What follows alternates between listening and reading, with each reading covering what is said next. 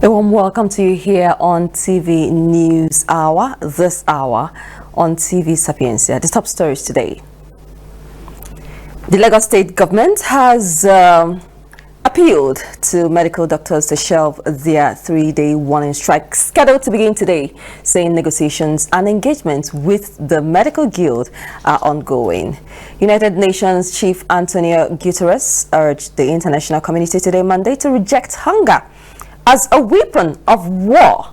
And in sports, a World Football Governing Body, FIFA, has confirmed that South Africa's 2026 World Cup qualifier against Nigeria will be played at the Toyota Stadium in Bloemfontein on Tuesday, September 9, 2025. My name is Chioma Victor. Now the news in full, and once again, welcome. We begin in Lagos State, where the state government has appealed to medical doctors to shelve their three-day warning strike scheduled to begin today, saying negotiations and engagements with the medical guild are ongoing. This is contained in a statement issued by the Director of Public Affairs in the Lagos State Ministry of Health, Tumbonsu Ogumbawo. The government assured us that all grievances of the doctors were being looked into with utmost sincerity and urgency. The Medical Guild is an association of doctors under the employment of the Lagos State government, and on July 26 declared a three-day warning strike. The warning strike, scheduled to begin today, Monday, was announced by the Medical Guild at a press conference on Saturday at the weekend. The state government acknowledged the concerns raised by the leadership of the guild, emphasizing that the government was particularly concerned over the welfare, motivation, and productivity of all healthcare workers in the state. The National Identity Management Commission has raised alarm over a rising wave of fraud involving the illegal sale of Nigerians' data, warning that it will not take responsibility for any consequences faced by citizens who share their national identification number with unauthorized parties. The Commission's reaction follows the Economic and Financial Crimes Commission's disclosure that over 2,000 Nigerians have fallen victim to scammers who offer between 1,500 and 2,000 naira in exchange for their data, which is then resold to fintech companies for as much as 5,000 naira. The NIMC's head of corporate communications, Dr. Kayode Adegoke, issued a statement in Abuja on Sunday yesterday describing the trend as a serious security concern with grave consequences for the NIN holders. The agency also cautioned service providers to verify all NINs presented before granting access to any services, saying such verification is key to protecting users' identities. The National Youth Service Corps has released the deployment list for the 2025 batch B Stream 1 Prospective Corps Members. The scheme made this known in a post via its official Facebook page and other social media pages today, Monday. The NYSC called on all prospective corps members to log on to its official portal to check their deployment status. The scheme advised prospective corps members to print and sign the addendum, a mandatory document to be submitted during registration at the orientation camp. Furthermore, the NYSC cautioned all prospective corps members against traveling at night to their various orientation camps, stressing the need for safety and precaution during transit. The scheme also noted that some prospective corps members posted to Lagos State will have their orientation course in camps located in Ekiti, Ondo, Ogun, and Osun State. Similarly, the scheme said those deployed to the Federal Capital Territory will attend the orientation course in Nasarawa or Kaduna camps. We move right now to health, where the Nigerian Health Commissioners Forum has advocated for more states to establish a drug management agency to reduce the cost of drugs in the country. This was contained in a communique signed by the chairman, Dr. Oyebanji Filani, and secretary, Dr. Amina El Imam, issued at the forum's second quarterly meeting in Lagos. The health commissioners argued that with the agency, states would have a pool of procured drugs which will be cascaded down to wholesalers and retailers at affordable rates. Furthermore, the commissioners expressed concern over the conditions for states to get on board the National Emergency Medical Services and Ambulance System and the slow pace of onboarding. The commissioners resolved to collaborate with the Federal Ministry of Health and the National Emergency Medical Treatment Committee to expedite approvals for states. They acknowledged the benefits of the scheme, including increasing access to emergency medical treatment for more Nigerians.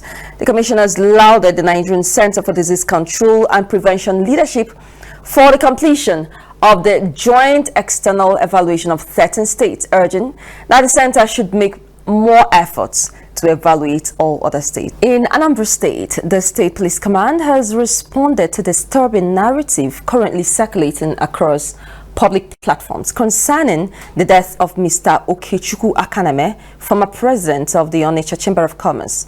A release signed by the police public relations officer, Anambra State Police Command, SP Tochukwu Ikenga, said reports show that the late Mr. Akaneme allegedly sustained life-threatening injuries following an enforcement operation purportedly carried out by personnel of the Anambra State Waste Management Authority, allegedly accompanied by armed police officers, and in the course of enforcing waste management compliance, resulted in Mr. Akaneme suffering spinal cord injuries from which he never fully recovered untimely and ultimately leading to his death. The release stated that preliminary findings at the time suggested that the actions of some individuals involved in the said enforcement operation fell outside the standard operation procedures of law enforcement personnel, stating that with the unfortunate passing of Mr. Akaneme, the command considers this matter reopened and has directed the State Criminal Investigation Department, ORCA, to immediately review the case, file and conduct a comprehensive investigation into the events of October 11, 2024, and any subsequent actions or inactions by individuals or agencies allegedly involved. The command reaffirmed that no officer of the Nigerian Police Force is above the law, and any personnel found to have acted unlawfully in the discharge of their duties will face appropriate disciplinary and legal measures, assuring that it is also in touch with relevant state agencies to ensure full cooperation in unraveling the truth behind the matter. We are following up on the story. We'll keep updating you. Still in Anambra State, the state governor, Professor Chukwuma Soludo, has reiterated his administration's commitment to partnering professional engineers in the state to tackle the menace of building collapse caused by quackery in the construction sector. The governor made this known through his deputy, Dr. Onyekachukwu Ibezim, when members of the Nigerian Society of Engineers, NSE, Oka chapter, paid him a courtesy visit at the government house, Lighthouse, Oka. Governor Soludo emphasized that the role of engineers in societal development cannot be overemphasized, urging the association to intensify efforts in monitoring engineering practices to curb the activities of quacks in the profession. Earlier, the chairperson of the association, Engineer Mary Jane Okoli, who led the delegation, commended the governor for his developmental strides across the state and appealed for stronger collaboration between the association and the state government. Former presidential candidate of the Labour Party, Mr. Peter Obi, has criticized President Bola Tinubu's handling of the economy, accusing him of misrepresenting data to mask the country's deteriorating economic realities. Obi, in a statement posted today, Monday, via X, referenced a comment made by Tinubu during the 2022 presidential campaign in Delta State, where the then All Progressives Congress flag bearer reportedly mocked Obi's emphasis on data and statistics. Obi accused the Tinubu administration of using wrong statistics to paint a false picture of economic progress, reiterating his long-held stance on governance. Obi said, and I quote, "Governance is not a rocket science. It is not a gamble. Like I've always reiterated, it requires sincerity of people's character, competence, capacity, and compassion." End of quotes. The Academic Staff Union of Universities has expressed frustration over the prolonged stalemate in negotiations with the federal government over key issues affecting university lecturers, the education sector in the country. In an interview with newsmen in Jos yesterday, Sunday, ASU President Professor Chris Piwuna said the union had run out of patience with the government despite years of promises and discussions. Piwuna stressed that the union's demands were clear and well articulated, citing the 2009 agreement with the government, which outlines key issues such as conditions of service, autonomy, academic freedom, sustainable funding, and earned academic allowances. The ASU president stressed that the union believed that the infrastructural decay, demoralized staff, cultism, and quality of education in universities could best be addressed through increased funding and improved remuneration for lecturers. Away from that, United Nations Chief Antonio Guterres urged the international community on Monday today to reject hunger as a weapon of war. UN agencies have been warning of life-threatening hunger in Gaza as aid supplies dried up, and international pressure has been building for a ceasefire to allow a massive relief operation. Israel's government, under Prime Minister Benjamin Netanyahu, furiously denies that it is using hunger as a weapon of war, and instead accuses the aid agencies of failing to pick up and distribute aid delivered to Gaza's border crossing point in the Gaza Strip. The war-shattered Palestinian territory is gripped by dire humanitarian conditions created by 21 months of war and made worse by Israel's total blockade of aid from March to May. Since the easing of the blockade, the levels of aid reaching Gaza have been far below what aid groups say is needed.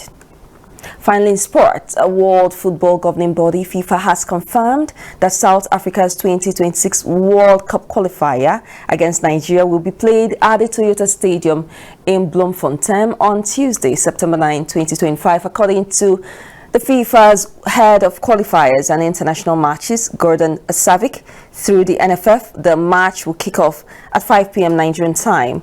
The 46,000 capacity Toyota Stadium, formerly known as Vodacom Park and later Free State Stadium, is one of South Africa's most iconic sporting venues. Opened in 1995, it served as one of the match venues during the 2010 FIFA World Cup. The crucial match day 8 fixture in Group C is expected to be pivotal in determining which nation secures Africa's sole automatic ticket to the 2026 World Cup finals at the United States, Canada, and Mexico.